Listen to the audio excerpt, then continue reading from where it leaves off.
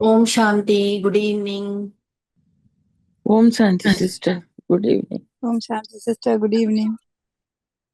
Om Shanti sister, good evening. Okay. நம்ம அக்கு healer Umar Farooq அவர்கள் எழுதிய கிச்சன் டு கிளினிக் புத்தகத்திலிருந்து நோயற்ற வாழ்வுக்கான உணவு ரகசியங்களை பற்றி தெரிஞ்சுக்கிட்டு இருக்கோம். போன பகுதியில நம்ம என்ன பார்த்தோம்னா, அசைவ உணவு சாப்பிடக்கூடியவர்கள் அதிகமா சாப்பிடுறது கோழிகள் தான், அதிலும் பிராய்லர் கோழிகள். அந்த பிராய்லர் கோழிகளை என்ன பண்றாங்கன்னா, ஒரு கூண்டுல நிறைய கோழிகளை நெருக்கமா அடைச்சு வைக்கிறாங்க. அப்போ ஏதாவது ஒரு கோழிக்கு நோய் வந்தா கூட மற்ற கோழிகளுக்கு நோய் தொற்று வரும். அந்த நோய் வரக்கூடாது அப்படிங்கிறதுனால நிறைய ஏராளமா ஆன்டிபயோட்டிக் மருந்துகள் அந்த கோழிகளுக்கு கொடுக்கறாங்க. ஸோ அந்த மருந்துகள் எல்லாம் அந்த கோழிகளோட உடல்ல தான் இருக்க முடியும். அதை தான் சிக்கன்னு சொல்லி சாப்பிடுறாங்க.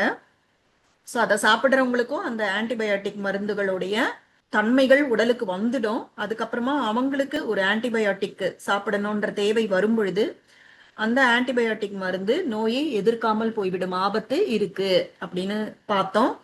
அதற்கப்புறமா இந்த பிராய்லர் கோழியினுடைய உடல் வளர்ச்சிக்காக ஹார்மோன் இன்ஜெக்ஷன்லாம் போடுறாங்க. அந்த ஹார்மோன் இன்ஜெக்ஷன் மனுஷங்களுக்கு புற்றுநோயை உருவாக்கும் தன்மை வாய்ந்தது. அதுக்கப்புறமா இந்த பிராய்லர் கோழி சாப்பிட்றவங்களுக்கு 165 பேருக்கு ஃபேட்டி லிவர் அப்படிங்கிற நோய் இருக்கு அப்படிங்கிறதையும் ஆய்வுக்குழு மூலமா தெரிஞ்சுக்கிட்டோம்.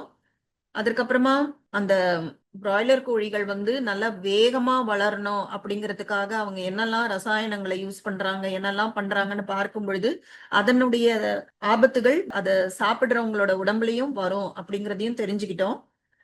இந்த மாதிரி அசைவம் சாப்பிடுறவங்க, குறிப்பா கோழி சாப்பிடுறவங்க நிறைய அளவுக்கு அதிகமா சாப்பிடுறாங்க, முழு உணவாக எடுத்துக்கிறாங்க, பசி இல்லாமலே சாப்பிடுறாங்க. இது எல்லாமே இயற்கை விதிகளுக்கு மீறியது.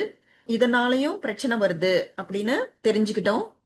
ஸோ ஆய்வுப்படி என்ன கண்டுபிடிச்சிருக்காங்கன்னா, பல்வேறு இடங்கள்ல இருந்து சாம்பிள் எடுத்து இந்த கோழிகள் உடம்புல பலவிதமான ஆன்டிபயோட்டிக் கலப்பு இருக்கு, ரசாயனங்கள் நிறைய அந்த உடம்புல ஃபிளஷ்ல, லிவர்ல, கிட்னிலலாம் இருக்கு அப்படிங்கிறத கண்டுபிடிச்சிருக்காங்க.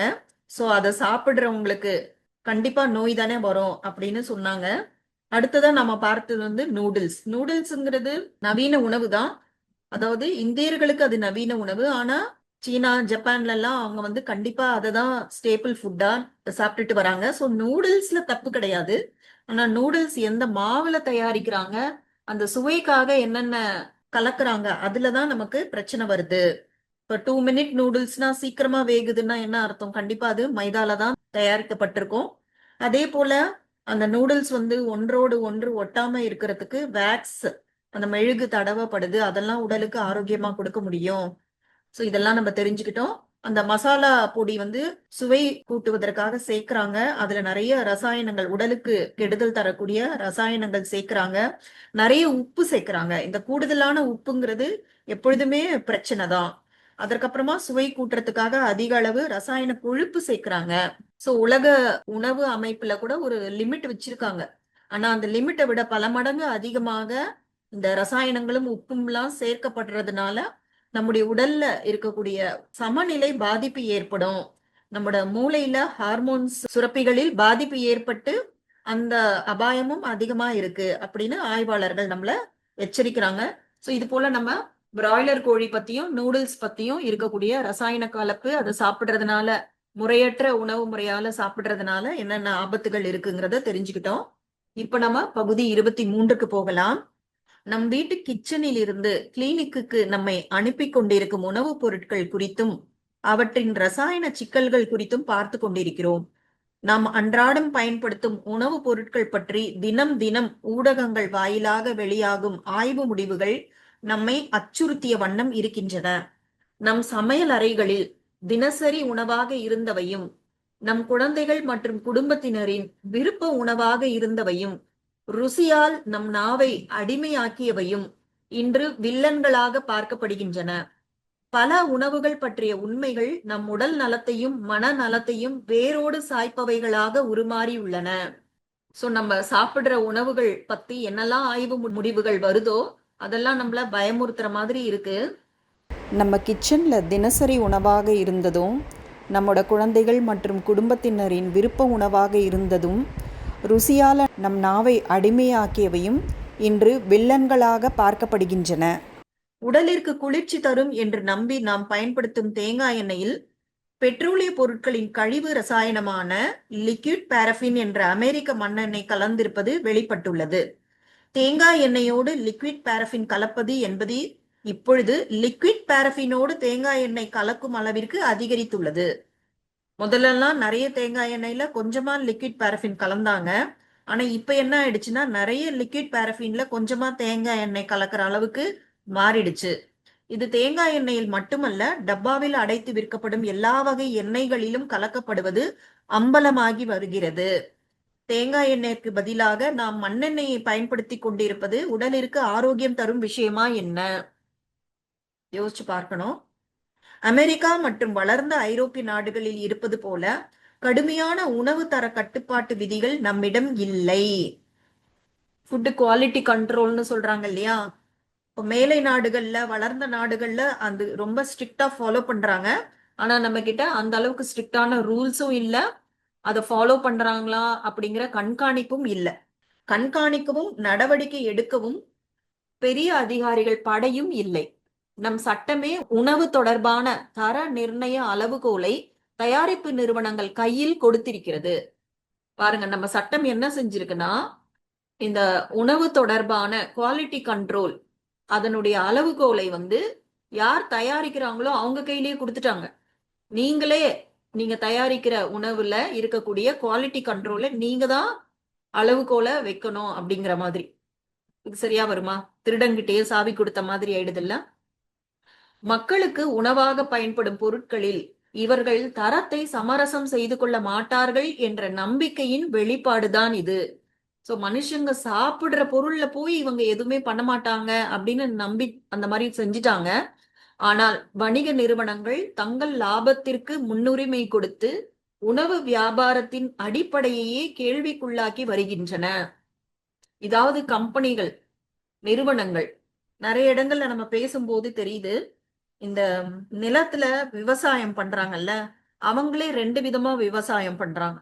தன்னோட வீட்டுக்குன்னு ஒரு மாதிரி பயிரிடுறாங்க, வியாபாரத்துக்குன்னு வேற மாதிரி பயிரிடுறாங்க. தன்னோட குடும்பம், தன்னோட பயன்பாட்டுக்குன்னு வரும்பொழுது அதுல அவங்களுக்கு தெரியும் எந்தெந்த ரசாயனத்தை பயன்படுத்தினா எவ்வளவு நச்சுன்னு. சோ அதற்கு தனியா தயாரிப்பு, விற்கிறதுக்கு தனியா தயாரிப்பு. சோ அந்த லெவல்லயே அந்த மனித நேயம்ன்றது போயிடுச்சு.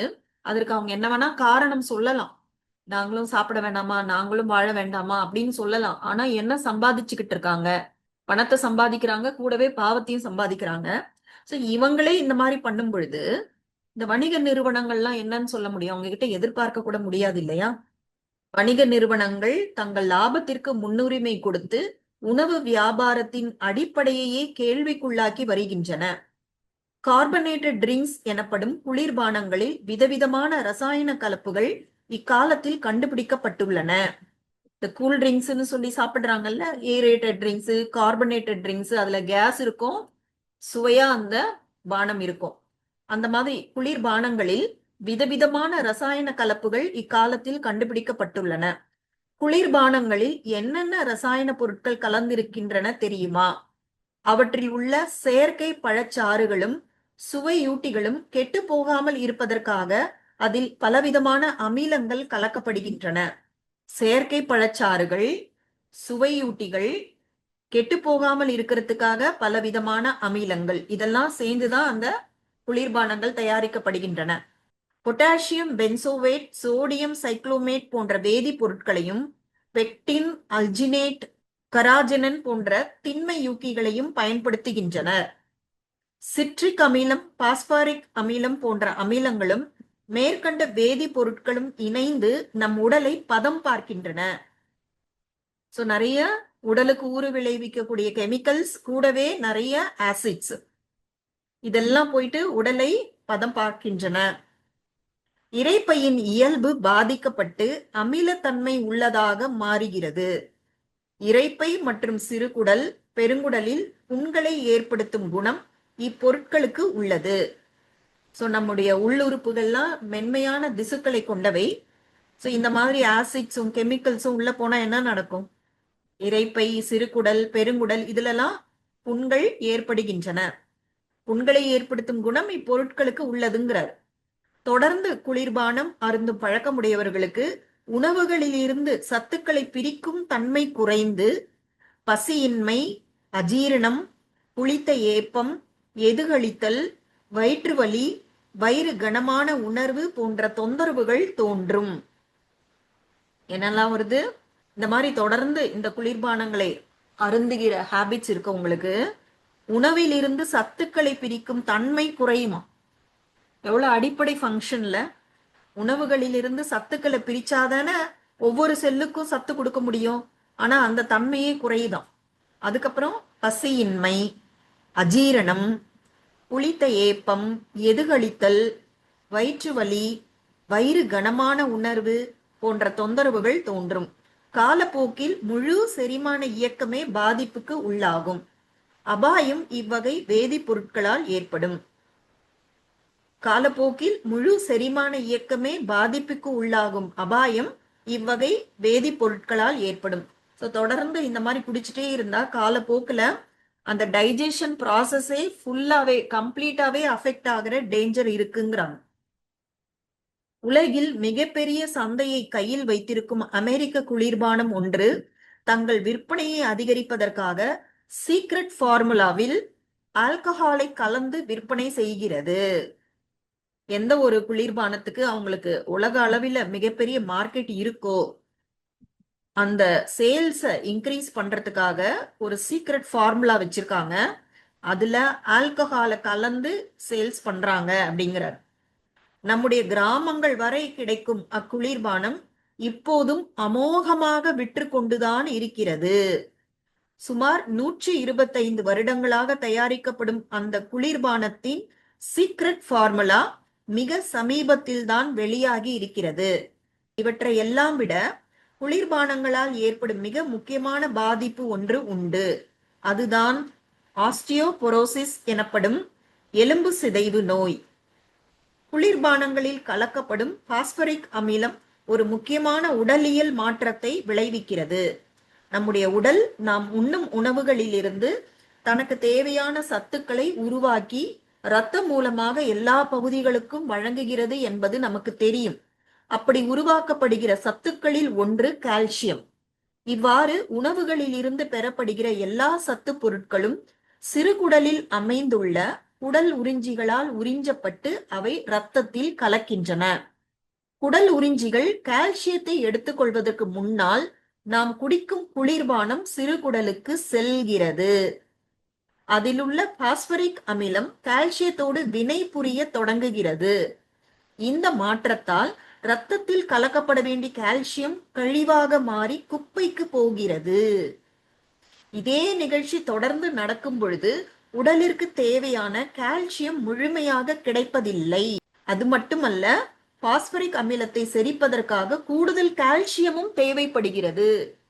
பாருங்க, நம்ம சாப்பிடுற சாப்பாட்டுல இருக்கக்கூடிய சத்துக்களை பிரிச்சு அந்த சத்துக்கள் ரத்தம் மூலமா எல்லா பகுதிகளுக்கும் போகுது. அதுல முக்கியமான சத்து வந்து கால்சியம்.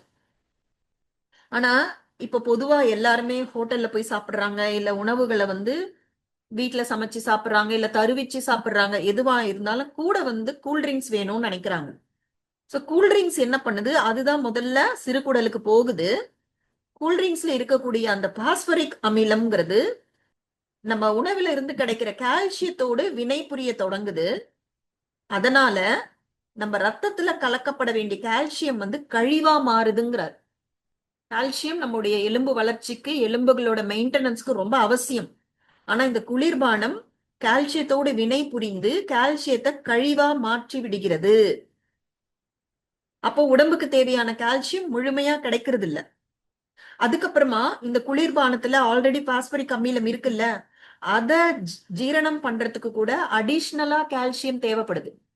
எங்க இருந்து கிடைக்கும்? தொடர்ந்து கால்சிய உற்பத்தி பாதிக்கப்படுவதாலும் இருக்கும் கால்சியமும் அமிலத்தை செரிக்க பயன்படுவதாலும் நம் எலும்புகளுக்கும் பற்களுக்கும் தேவையான கால்சியம் கிடைப்பதில்லை. இதனால்தான் தொடர்ந்து குளிர்பானங்கள் அருந்துகிறவர்களுக்கு கால்சியம் குறைந்து எலும்பில் உள்ள கால்சியமும் கரைய துவங்குகிறது என்று ஆய்வுகள் கூறுகின்றன. இத நல்லா புரிஞ்சுக்கணும். நாம சாப்பிடுற சாப்பாட்டுல கால்சியம் இருக்கு. ஆனா அந்த கால்சியத்தை இந்த குளிர்பானத்துல இருக்கக்கூடிய அந்த அமிலம் வந்து கழிவா மாத்திடுது. அப்ப எலும்புகளுக்கும் பற்களுக்கும் தேவையான கால்சியம் கிடைக்கிறது இல்ல. இதை தவிர இந்த குளிர்பானங்கள் குடிக்கும் பொழுது அதுல இருக்க அந்த ஆசிட ஜீரணம் பண்றதுக்கு அடிஷ்னலா கால்சியம் தேவைப்படுது.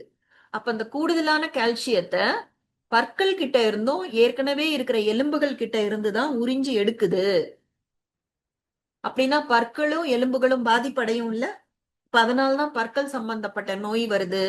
பற்கள் பலமா இல்ல, யாரை பார்த்தாலும் மூட்டு வலி, சோ எலும்பு சம்பந்தப்பட்ட நோய்கள் வருது. சோ இதெல்லாம் நம்ம ஆய்வுகள் மூலமா தெரிஞ்சுக்கிறோம். இக்காலத்தில் பெண்களுக்கும் வயதானவர்களுக்கும் ஏற்படும் எலும்பு சிதைவு நோய்க்கான மிகப்பெரிய காரணங்களில் ஒன்றாக குளிர்பானங்கள் இருக்கின்றன. ஏன்னா இந்த குளிர்பானம் எல்லாம் வந்து மெஷின் மேடு அப்படின்னு சொல்லி பரவலா குடிக்கிறாங்க. சோ ஒரு இடத்துல வந்து ஒரு வேலை செய்யறாங்க அப்படின்னா கையில உணவு பொருள் இல்லைன்னா இது ரெடிமேடா இருக்கு, நம்ம எங்க வேணாலும் எடுத்துட்டு போகலாம், எப்ப வேணாலும் நம்ம குடிக்கலாம், மத்தவங்களுக்கும் கொடுக்கலாம் அப்படின்னு நினைக்கிறாங்க. ஆனா இந்த குளிர்பானங்கள்ல இருக்கக்கூடிய ஆபத்து என்ன அப்படிங்கறத நம்ம இப்ப தெரிஞ்சுக்கிட்டோம். ரசாயன சிக்கல்கள் இதோடு முடிந்து விடுவதில்லை. குழந்தைகளுக்காக தயாரிக்கப்படும் பால் பவுடர் முதல் செயற்கை பால் வரைக்கும் இக்காலத்தில் வந்துவிட்டது. பால் பவுடரில் உள்ள மெலமைன் என்ற ரசாயனம் அளவு மிகும்போது குழந்தைகளின் சிறுநீரகத்தை பாதிக்கும். 2008 சீனாவில் ஒரே நேரத்தில் ஆயிரக்கணக்கான குழந்தைகளுக்கு சிறுநீரக பாதிப்பு ஏற்பட்டிருப்பது கண்டறியப்பட்டது. அதற்கு காரணம் பால் பவுடரில் அளவுக்கு அதிகமாக இருக்கும் மெலமைன் தான் என நிரூபிக்கப்பட்டது. நாட்டு மக்களையே அதிர வைத்த இந்த ஆபத்துக்கு காரணமான பல நிறுவனங்களுக்கு சீன அரசு தடை விதித்தது.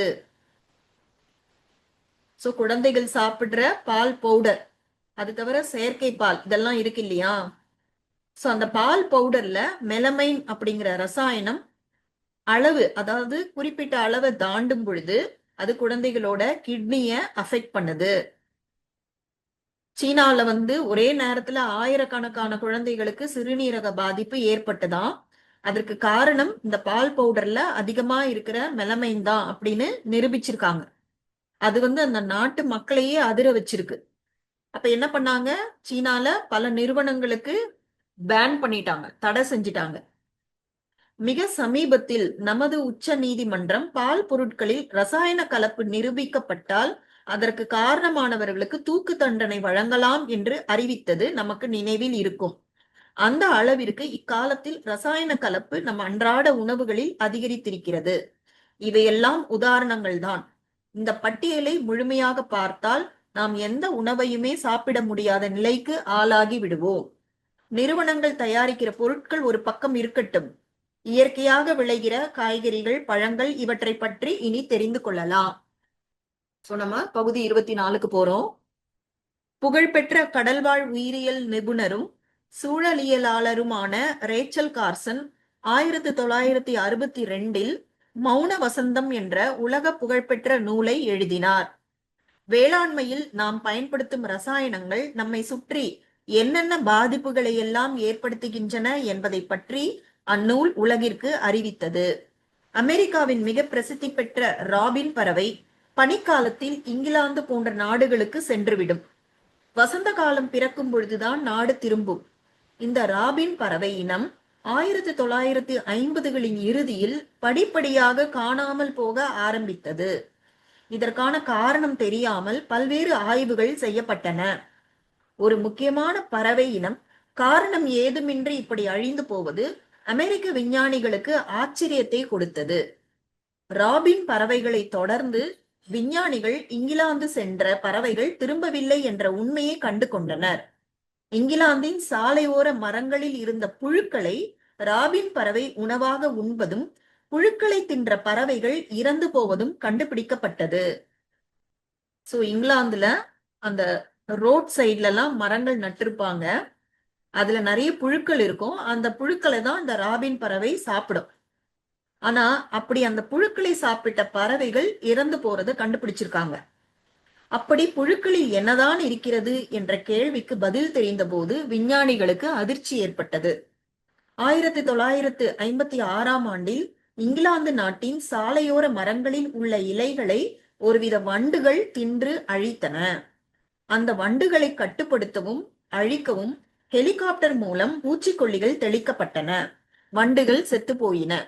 ஆனால் பூச்சி மருந்து தெளிக்கப்பட்ட அந்த மரத்திலிருந்து நஞ்சு படிந்த இலைகள் உதிர்ந்து அதை தின்ற மண்புழுக்கள் இறந்தன. இறந்த மண்புழுக்களை தின்ற ராபின் பறவைகளும் அழிந்து போயின. மண்புழுவை உண்டும் சாகாமல் உயிர் பிழைத்திருந்த பறவைகள் கூடு கட்டவில்லை. சற்று குறைவாக மண்புழுவை உண்ட பறவைகள் கூடு கட்டின, ஆனால் முட்டையிடவில்லை. இருந்த சில முட்டைகளில் 13 நாட்களில் குஞ்சு பொரிக்க வேண்டும். ஆனால் 21 நாட்களுக்கு பின்பு முட்டையில் எந்த மாறுதலும் இல்லை. அமெரிக்காவில் வாழும் ராபின் பறவைகள் 6000 கிலோமீட்டர் தூரத்தில் இருக்கும் இங்கிலாந்தில் தெளிக்கப்பட்ட பூச்சிக்கொல்லிகளால் பாதிக்கப்பட்டன. பூச்சிக்கொல்லிகளின் பாதிப்பு ராபின் பறவைகளோடு முடியவில்லை. மரங்களுக்கு மருந்து தெளிக்கப்பட்ட போது நீரில் விழுந்த நஞ்சால் மீன்களும் செத்து போயின. இப்படி ஒரு பிரச்சனைக்காக நாம் ரசாயனங்களை நாடுகிற போது அதிலிருந்து புதிய பல பிரச்சனைகள் கிளம்புவதை அனுபவங்கள் உணர்த்துகின்றன. பாருங்க, எங்க இருந்து எங்க ஆரம்பிக்குது. சோ மரத்துல நிறைய இலைகள்ல வண்டு இருக்குன்னு பூச்சிக்கொல்லிகள் தெளிச்சாங்க. ஆனா அந்த இலைகள்ல இருந்த வண்டுகள் இறந்து போச்சு. அந்த இலைகளை சாப்பிட்ட மண்புழுக்கள் இறந்தன. அந்த மண்புழுக்களை சாப்பிட்ட ராபின் பறவைகளும் அழிந்து போயின.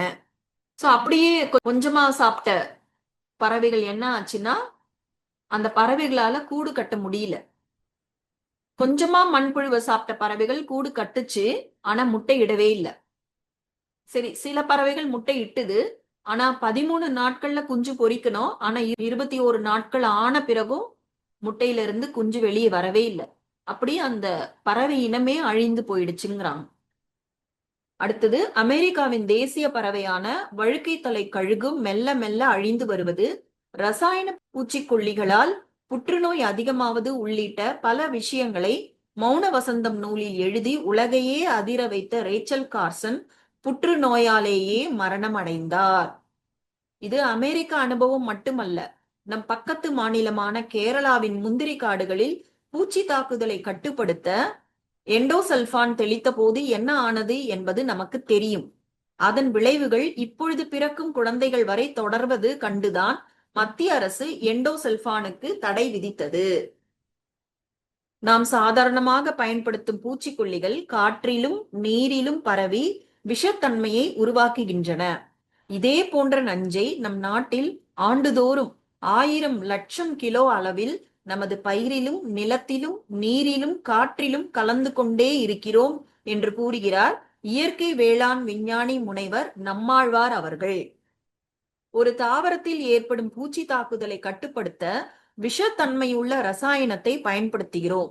அதே விஷத்தன்மையால் நாமும் நம்மை சுற்றியுள்ள பலவிதமான உயிரினங்களும் பாதிப்படைவதை கண்டு கொள்வதில்லை. விஷத்தால் வளர்க்கப்படும் பயிர்களிலும் அவற்றிலிருந்து பெறப்படும் காய்கறிகள் பழங்களிலும் நம்மை சுற்றியுள்ள காற்றிலும் ரசாயனம் தெளிக்கப்படும் மண்ணிலும் நச்சுத்தன்மை அதிகரித்து கொண்டே இருக்கிறது. பூச்சி மருந்துகள் உரங்கள் பயன்படுத்தப்பட்ட தாவரங்களை உண்டு வாழும் ஆடு மாடுகள் பாதிக்கப்படுகின்றன. அவற்றிலிருந்து நாம் பெறும் பால் பாதிக்கப்படுகிறது. இப்படி ஒரு சங்கிலி தொடர் போல பாதிப்பின் பயணம் நீளமானது. ஒரு செயின் மாதிரி இது நடக்குதுங்கிறார். பஞ்சாப் பல்கலைக்கழக பூச்சியியல் துறையை சேர்ந்த முனைவர் பல்வீந்தர் சிங் நாம் பயன்படுத்தும் ரசாயனங்கள் எப்படி பரவலாகி நச்சுத்தன்மையை அதிகரிக்கின்றன என்பதை பல ஆய்வுகளை கொண்டு நிரூபித்துள்ளார். கோதுமை, அரிசி, மக்காச்சோளம் என நமது தட்டில் முதன்மை உணவாக வந்து சேரும் அனைத்திலும் நஞ்சு கலந்திருந்தது. கோதுமையை மாவாக அரைத்தாலும் நஞ்சு குறையவில்லை. மாவை சப்பாத்தியாக சுட்டாலும் நஞ்சின் அளவு மாறவில்லை. கடைகளில் விற்பனையாகும் வெண்டைக்காய், உருளைக்கிழங்கு, கேரட், காலிஃபிளவர், முட்டைகோஸ் இப்படி சமையலுக்கு பயன்படும் காய்கறிகளும் நஞ்சிலிருந்து தப்பவில்லை. பால், வெண்ணெய், நெய் போன்ற கால்நடை தரும் உணவுப் பொருட்களை சோதித்தார்கள். சோதிக்கப்பட்ட 244 மாதிரிகளிலும், அதாவது சாம்பிள்ஸ், நஞ்சு கலந்திருப்பது கண்டறியப்பட்டது. நாம் உண்ணும் உணவில் 10 லட்சம் பாகத்திற்கு 11.4 அளவு நஞ்சு இருந்தாலே அது உடல் நலத்தை பாதிக்கும் காரணியாக மாறுகிறது என்று கூறுகிறது உலக சுகாதார நிறுவனம். அதாவது 1000 லிட்டர் பாலில் 11.4 மில்லி விஷம் இருந்தாலே பால் முழுவதும் விஷத்தன்மையுடன் செயல்படும். பஞ்சாபில் நடத்தப்பட்ட பரிசோதனையில் இதைவிட அதிகமான நச்சு கலந்திருந்தது. 1000 லிட்டர் பால்னா அது எவ்வளவு அளவு? நிறைய அளவு. அதுல வெறும் 11.4 மில்லி லிட்டர் விஷம் இருந்தாலே பால் முழுசுமா விஷத்தன்மையா மாறிடுமா? ஆனா பஞ்சாப்ல நடத்தப்பட்ட இந்த பரிசோதனையில இதை விட அதிகமா நஞ்சு கலந்திருக்கிறத கண்டுபிடிச்சிருக்காங்க. பஞ்சாப் மாநிலத்தில் குழந்தை பெற்ற 130 தாய்மார்களின் பால் மாதிரிகளை பரிசோதித்தார்கள். அனைத்திலுமே நஞ்சு கலந்திருந்தது. தாய்ப்பால்ல கூட நஞ்சு கலந்திருந்ததாம். ஒரு குழந்தை ஒரு நாளைக்கு 600 மில்லி தாய்ப்பால் குடிப்பதாக வைத்துக் கொண்டால் அந்த சிசு 3 நாட்களில் 1 மில்லி நஞ்சை உட்கொள்கிறது.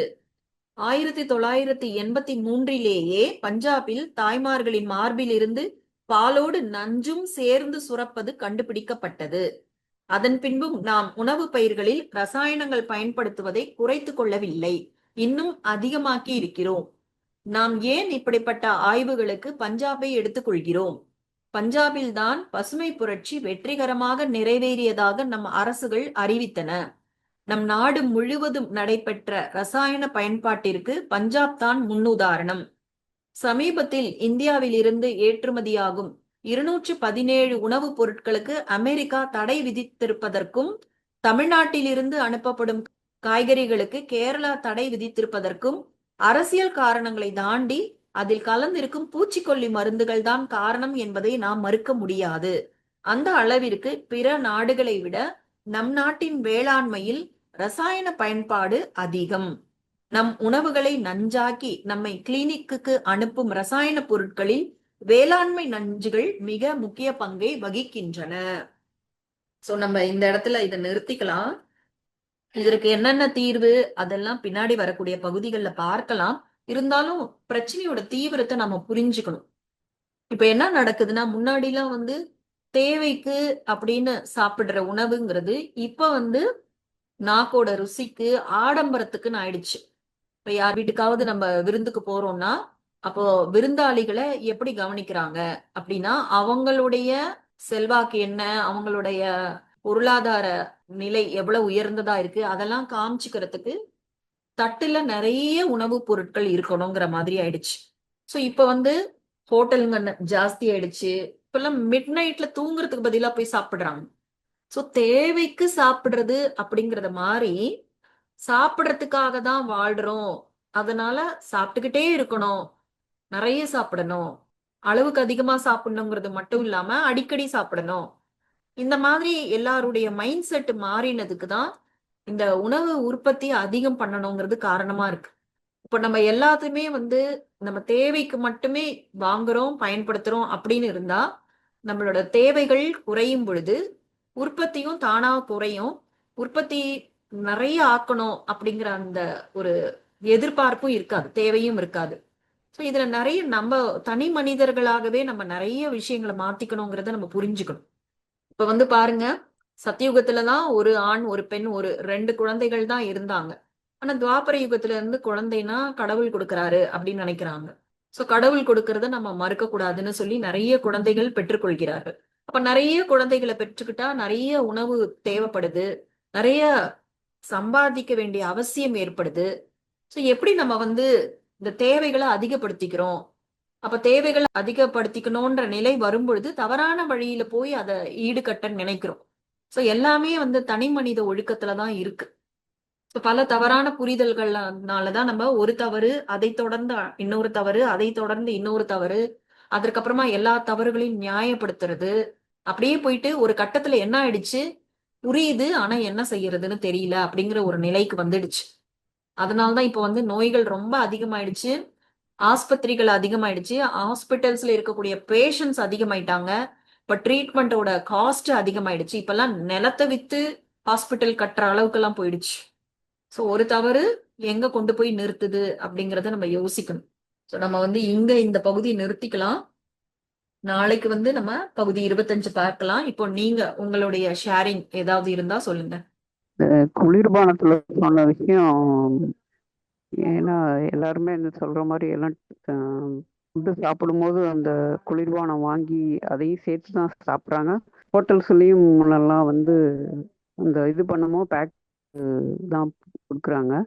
டைஜஷனுக்காக சொல்லிட்டு இதை சாப்பிட்டுட்டு அந்த குளிர்பானமும் சாப்பிட்றாங்க. ஆனால் அது எவ்வளோ ஒரு மோசமான விளைவு கொடுக்குதுன்னு கேட்டாலே பயமாக இருக்கு.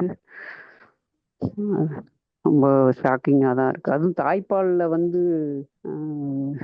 அதுலேயும் வந்து அந்த விஷம் பரவிருக்கு. 3 நாளில் அது ஒரு இது அளவு வருதுன்னா அது எங்கே கொண்டு போய் குழந்தைக்கு என்ன ஆகும் அப்படின்னு நினச்சாலே பயமாக இருக்கு. சிஸ்டர், இப்போ எங்க வீட்டுலலாம் சிஸ்டர் ஏதாவது சாப்பிட்டு உடனே ஐயோ வயிறு உப்புசமா இருக்குது, ஒரு மாதிரி புளியாப்பு மட்டும் எடுக்குது, இதை குடிக்கணும் அப்படின்னு சொல்லிட்டு செவனப்பும் மிரண்டாவும் குடிக்கிறாங்க. ஆனா அதை குடிச்சா அடுத்த தடவை சாப்பிட்றப்பவும் அது அப்படியே தான் இருக்கு. இதனாலதான் அது அப்படி ஆகுதுன்னு சொல்லிட்டு இன்னைக்கு தாங்க சிஸ்டர் புரியுது. இந்த இந்த கிளாஸ்ல தாங்க சிஸ்டர் தெரிஞ்சுக்கிட்டேன். அவங்க வந்து வயிறு உப்புசமா இருக்குது, உடனே போய் ஒரு 10 ரூபாய் பாட்டில் வாங்கிட்டு வந்து அந்த 7up குடிச்சா தான் நல்லா இருக்குது அப்படிங்கிறாங்க சார். அப்போதைக்கு ரிலீஃபா இருக்குது, அப்புறம் மறுபடியும் அதனுடைய அது உள்ள போய் அந்த ரசாயன இது எப்படி இதாகுது, அதனாலதான் அவங்களுக்கு சாப்பிட்றதே வந்து ஜீரணம் ஆகுறதுன்னு ஜீரணம் ஆகலைன்னு சொல்லிட்டு இப்பதாங்க சிஸ்டர் புரியுதுங்க சிஸ்டர் இந்த கிளாஸ்ல. அப்புறம் கீரையெல்லாம் சிஸ்டர், கீரை கீரை வெள்ளாம பண்றவங்க கீரையை சாப்பிட்றது இல்லைங்க சிஸ்டர். அவங்க ஒரு நாளைக்கு 500 கட்டு கொண்டு போய் வெளியில கொடுக்குறாங்க சிஸ்டர். ஏன்னா அவங்க யூரியா எல்லாம் நிறைய போட்டு வந்து அதை நம்ம சாப்பிட்டா உள்ள போய் குடல் எல்லாம் பாதிக்கும் அப்படின்னு சொல்லிட்டு அவங்க கீரை வெள்ளாம பண்றவங்க சாப்பிட்றதே இல்லைங்க சிஸ்டர். அவங்க போய் 100 கட்டு 500 கட்டு டெய்லி கொண்டு போய் கொடுத்துட்டு வராங்க. அதை அப்படியே அது போட்டாதாங்க சிஸ்டர் நல்லா பெருசா வருது, அதனால அவங்களுக்கு லாபம் இருக்குதுன்னு சொல்லிட்டு அதைய போட்டு போட்டு ஒரு வாரத்துல மறுபடியும் அறுத்து மறுபடியும் வெள்ளாமை பண்ணி அவங்களுக்கு நல்லா காசு சம்பாரிச்சு நல்லா வசதியாயிடுறாங்க சார். ஆனா அதை வாங்கி சாப்பிட்ற நம்ம தான், இது ஒண்ணுமே தெரியாம வாங்கி சாப்பிட்ற நம்ம தான் நோயா அனுபவிக்கிறோங்க சிஸ்டர். அது இப்பதாங்க சிஸ்டர் தெரியும். கீரையில சத்து நிறைய இருக்குன்னு நாம சாப்பிடுறோம், ஆனா அதுல சத்து கூடவே ரசாயனமும் போகுது. ஆமாங்க sister. Thank you sister. Om Shanti sister.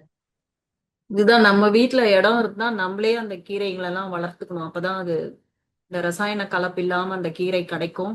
இப்ப சாப்பாட்டுல இருந்து சக்தி கிடைக்கிறதுக்கு பதிலா சத்து கிடைக்கிறதுக்கு பதிலா நஞ்ச சாப்பிட்டுக்கிட்டு இருக்கோம். உங்களுக்கு ஞாபகம் இருக்கா தெரியல, கொஞ்சம் வருஷத்துக்கு முன்னாடி வந்து அந்த அளவுக்கு அந்த குளிர்பானங்களுக்கு எதிரா வந்து அவ்வளோ ஒரு விழிப்புணர்வு ஏற்பட்டது. இதெல்லாம் வந்து டாய்லெட் கழுவுறதுக்காக யூஸ் பண்ற பொருட்கள் அப்படின்னு கூட சொன்னாங்க. ஆனாலும் மக்கள் வந்து 2 லிட்டர் பாட்டில் அப்படிதான் வாங்கிட்டு போறாங்க. வீட்டுல வந்து பர்த்டே பார்ட்டி இல்ல எந்த ஒரு ஃபங்க்ஷனா இருந்தாலும், அதுவும் குறிப்பா அந்த குழந்தைகளோட பார்ட்டியில கண்டிப்பா இந்த குளிர்பானங்களை லிட்டரா வாங்கிட்டு போய் கொடுக்கறாங்க. குளிர்பானங்களுக்கு நட்டளோடுங்க சார், இனிமேல் வாங்கியே பார்க்க போனாங்க கொடுக்க. சார். இன்னும் நம்ம ஆளுங்களுக்கும் கூட இந்த விஷயத்துல கொஞ்சம் அவேர்னஸ் வேணும் சார். ஏன்னா நம்ம வந்து வேற எதுவும் வெளியில சாப்பிடலன்றதுனால அவர் சொல்லுவாங்க இந்த மாசா அந்த மாதிரி உள்ளதுக்குள்ளாம் கூட வாங்கி குடிக்கிறாங்க. அதான் நம்ம ஆளுங்களும் வந்து சில அந்த மாதிரி பானங்கள் குடிக்கிறாங்க. அது கூட கொஞ்சம் அதையும் தவிர்க்கிறதே ரொம்ப நல்லதுதான். தெரியல சார், நானும் அது குடிக்கிறது இல்லை எப்பொழுதுமே. சோ இதெல்லாம் நம்ம தெரிஞ்சுக்கிறோம்னா நமக்கு வந்து நம்ம பாக்கியசாலிகள்னு புரிஞ்சுக்கணும். ஸோ நம்ம இதை வந்து தெரிஞ்சுக்கிட்டதுக்கு அப்புறமும் சில நேரங்கள்ல காம்ப்ரமைஸ்க்கு போக கூடாது. அதுலதான் நம்ம சோல் பவரே இருக்கு.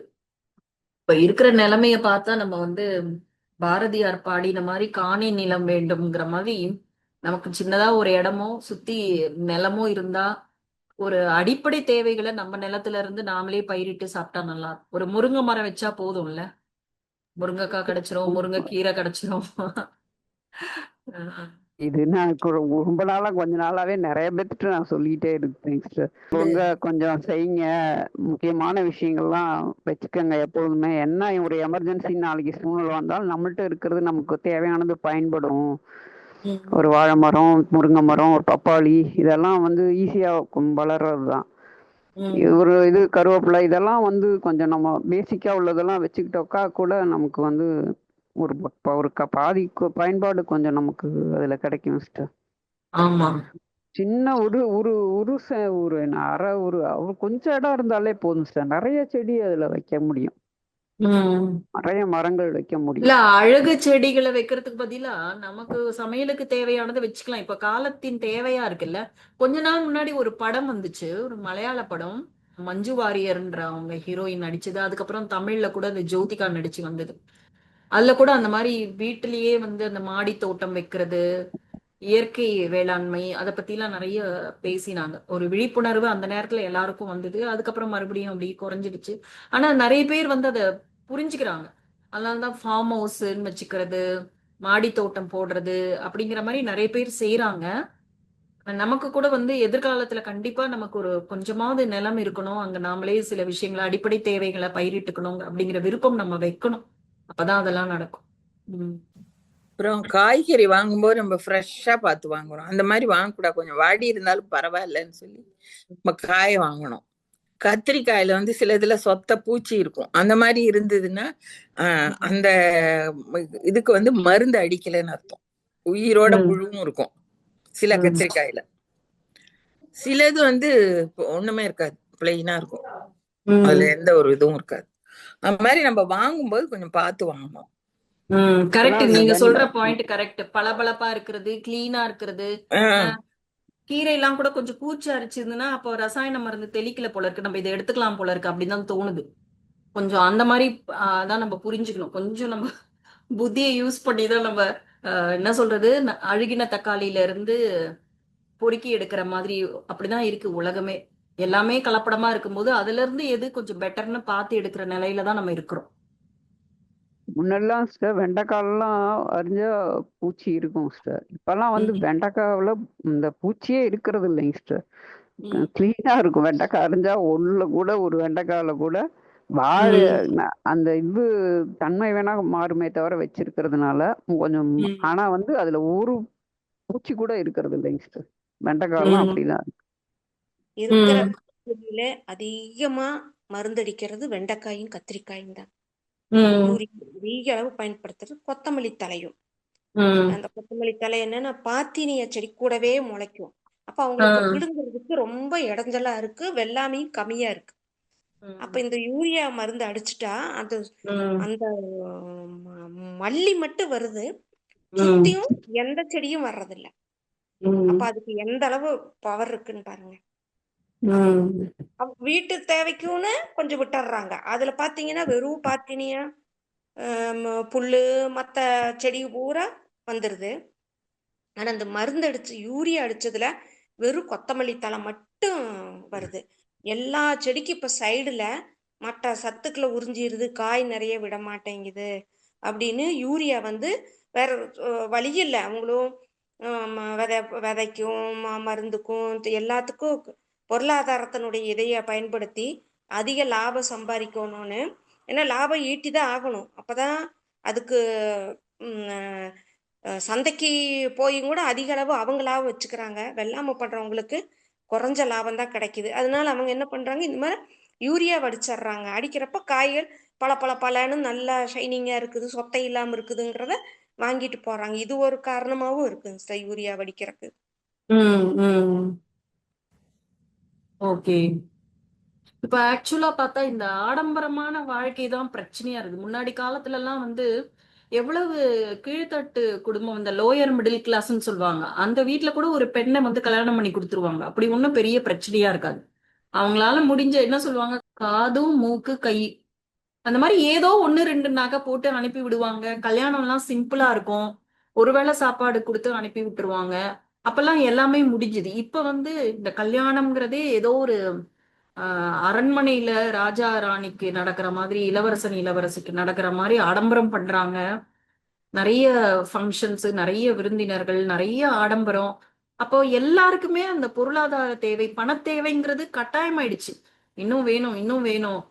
அப்போ வந்து குழந்தைங்களும் வந்து எங்க ஃப்ரெண்டுக்கு இப்படி நடந்தது, அந்த மாதிரி வேணும், இந்த மாதிரி வேணும்னு சொல்லிட்டு எல்லாருமே பணம் சம்பாதித்தே ஆகணும்ன்ற கட்டாயத்துக்கு கொண்டு வராங்க. அப்போ மத்தவங்களும் அதையே செய்யணுங்கிற கட்டாயத்துக்கு வந்துடுறாங்க. இந்த பண தேவை ஆடம்பர செலவுனால பண தேவை அதிகமாகுது. பண தேவை அதிகமாகும் பொழுது தவறான வழிக்கு போய் பணத்தை சம்பாதிக்கிறான். அதுல மனசாட்சி எல்லாம் வைக்கவே முடியல. இது ஒரு மாதிரி ட்ராப்ல போய் மாட்டிக்கிற மாதிரி இருக்கு. நாமளே ட்ராப்பை உருவாக்கிட்டு நாமளே போய் மாட்டிக்கிட்டு நாமளே வெளியில வர முடியாம தவிக்கிறோம். அதனாலதான் சிவபாபா வந்து இது டைம் முடிஞ்சிடுச்சுங்கிற, இது எண்டு ஸ்டேஜுக்கு போயிட்டு இருக்கு. ஸோ இந்த நாடகம் முடிஞ்சு ஃப்ரெஷ்ஷா ஸ்டார்ட் பண்ணணும் அப்படிங்கிற மாதிரி சொல்றாரு. இப்ப எல்லாமே கரெக்டா தான் தோணுது. இது முடிவுக்கு வந்துதான் ஆகணும். இல்ல இதெல்லாம் மனிதர்களால சரி பண்ணவே முடியாத விஷயங்கள். தலைக்கு மேல வெள்ளம் போயிடுச்சு. அதனாலதான் இறைவனுடைய குறுக்கீடு வந்துடுச்சு. நிறைய பேருக்கு தெரியல. இறைவன் வந்து பிரம்மா குமாரிகள் மூலமா இந்த உலகத்தை மாத்துற ஒரு செயலை ஆரம்பிச்சிட்டாரு. ஆனா அது வந்து ஒரு ஆபரேஷன் பண்ற அளவுக்கு ஒரு ஒரு புரட்டி போடும்னு சொல்லுவாங்க பாருங்க, அது மாதிரி நடந்துதான் இது முடியும். ஓம் சாந்திங் சிஸ்டர். சொல்றது உண்மைன்னு அந்த 100% கீரை இது சொன்னேன்லங்க சிஸ்டர், அவங்க வந்து நம்ம கஷ்டப்பட்டு சம்பாதிச்சு போட்டாலே ஒரு 20 பவுன் 15 பவுன் 20 பவுன் தான் சிஸ்டர் போட முடியும். அவங்க அசால்ட்டா 100 பவுன் போட்டு ஒரு கார் வாங்கி கொடுத்துக்கிறாங்க சிஸ்டர் அவங்க பொண்ணு கல்யாணத்துக்கு. எல்லாம் இதுல இருந்து வர யூரியால போட்டு போட்டு வந்து சீக்கிரம் அறுவடை பண்ணி இது பண்றங்காட்டி தாங்க சார் அவ்வளவு சம்பாதிக்க முடியுது. மனசாட்சியில் நீங்க சொன்ன மனசாட்சி இல்லாம யூரியா அடிச்சு காசு பண்ணி இந்த அளவுக்கு ஆடம்பரமா இருக்கிறாங்க சிஸ்டர். ஓகே, இப்ப நம்ம எல்லாத்தையும் சாட்சியா இருந்துதான் பார்க்க முடியும். சோ நாம சுப பாவனை வைக்கலாம், சுப விருப்பம் வைக்கலாம். சீக்கிரமா சத்தியுகத்தை இந்த சிருஷ்டிக்கு நம்ம கொண்டு வரணும். அந்த பொறுப்பு நமக்கு இருக்கு. அதற்கு நாம நிமித்தமானவர்கள்னு நினைச்சு நம்ம செயல்படணும். ஓகேவா? ஓகேப்பா, thank you. Om Shanti. Om Shanti sister. Thank you, sister. Thank you sister. Om Shanti sister. Thank you. Thank you, sister.